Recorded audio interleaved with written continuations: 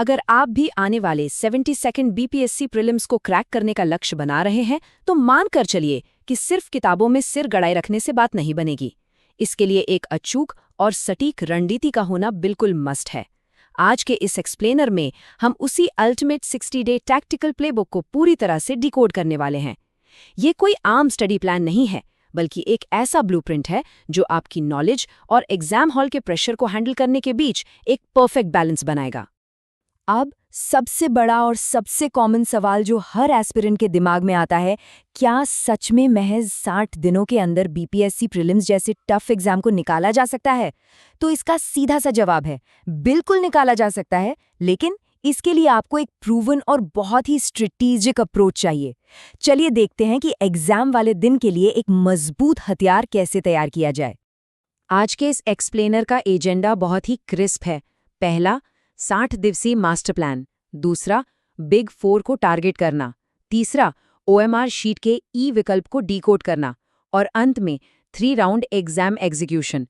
Macro level की planning से लेकर माइक्रो लेवल की ओएमआर डिटेल्स तक सब कुछ आज हम कवर करेंगे। तो चलिए बिना देर किए सीधे पहले पिलर पर आते हैं, द 60-डे मास्टर प्लान। समझते हैं कि सफलता की उल्टी गिनती कैसे काम करती है। देखिए, टाइम मैनेजमेंट के लिए ये 40 और 20 दिनों का स्प्लिट बहुत ही कमाल का काम करता है। डे 1 से लेके 40वें दिन तक आपका पूरा फोकस सिर्फ और सिर्फ कोर सब्जेक्ट्स की गहराई में जाने और पीवाईक्यूज यानी पिछले सालों के पेपर्स सॉल्व करने पर होना चाहिए। और फिर 41वें दिन से लेके 60वें दिन तक अपना गियर शिफ्ट कीजिए। ये आखिरी 20 दिन सिर्फ intensive revision, Bihar specific data और ताबड़तोड़ मॉक टेस्ट्स के लिए रिजर्व होने चाहिए। इस स्ट्रैटेजी में जो सबसे दिलचस्प बात है ना, वो है फोकस का ये शिफ्ट। पहले 40 दिन आप अपना फाउंडेशन बनाते हैं, कॉन्सेप्ट समझते हैं, लेकिन आखिरी 20 दिन वो पूरी तरह से एग्जाम ड्रिल का समय है। मतलब उन आखिरी दिनों में कुछ भी नया पढ़ने की गलती बिल्कुल नहीं करनी है। आपका सारा ध्यान सिर्फ अपनी स्पीड बढ़ाने और फैक्ट्स को बार बार रिकॉल करने पर होना चाहिए। आगे बढ़ते हैं अपनी स्ट्रैटेजी के दूसरे सबसे अहम हिस्से पर, targeting the big 4। Smart study का रूल यही है कि पूरा सिलेबस रटने के बजाय उन एरियाज को हिट करो जहां से सबसे ज्यादा स्कोर आता है। ये रहे वो 4 game changing subjects, history, science, current affairs और बिहार स्पेशल। आपकी तैयारी की 70 से 80% एनर्जी इन्हीं 4 पिलर्स पर लगनी चाहिए। सच कहूं तो बीपीएससी एग्जाम में इन सब्जेक्ट्स का हमेशा से एक तरफा दबदबा रहा है। अब आप सोच रहे होंगे कि इन्हीं 4 पर इतना फोकस क्यों? क्योंकि 100+। जी हाँ, आपने सही सुना। ऐतिहासिक रूप से देखें तो 150 सवालों में से 100 से भी ज्यादा सवाल सीधे सीधे इन्हीं 4 सेक्शन से आते हैं। जरा सोचिए, अगर आपने इन बिग 4 पर अपनी पकड़ मजबूत कर ली तो कट ऑफ पार करना कितना आसान हो जाएगा। चलिए अब आते हैं तीसरे और सबसे ट्रिकी पार्ट पर, ई ऑप्शन को डिकोड करना। अब वक्त है किताबों से बाहर निकलकर असली एग्जाम हॉल वाली सिचुएशन को समझने का।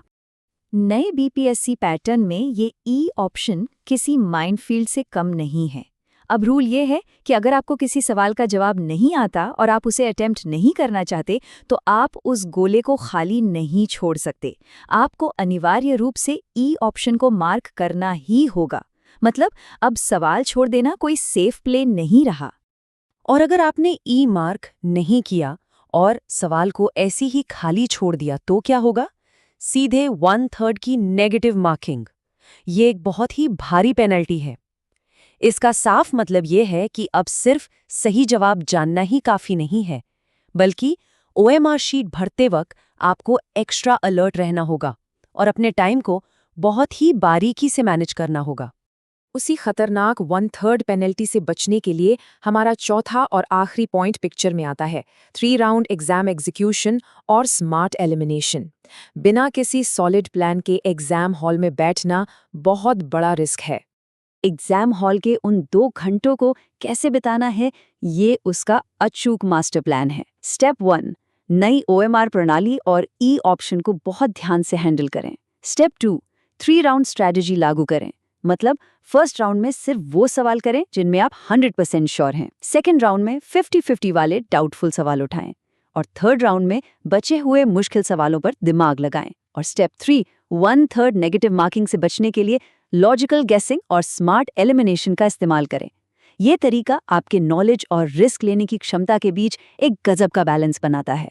इस पूरे एक्सप्लेनर के कंक्लूजन पर आते हुए एक बड़ा सवाल खड़ा होता है, क्या इस 60 दिवसीय प्लेबुक और 3 राउंड स्ट्रैटेजी को फॉलो करने से 72वें बीपीएससी प्रीलिम्स में सफलता की पक्की गारंटी मिल जाती है? देखिए, जब आप 40 और 20 दिन के डिसिप्लिन स्टडी प्लान को ओएमआर की बारीकियों और स्मार्ट एलिमिनेशन टैक्टिक्स के साथ मिला देते हैं ना, तो किस्मत का रोल ना के बराबर हो जाता है।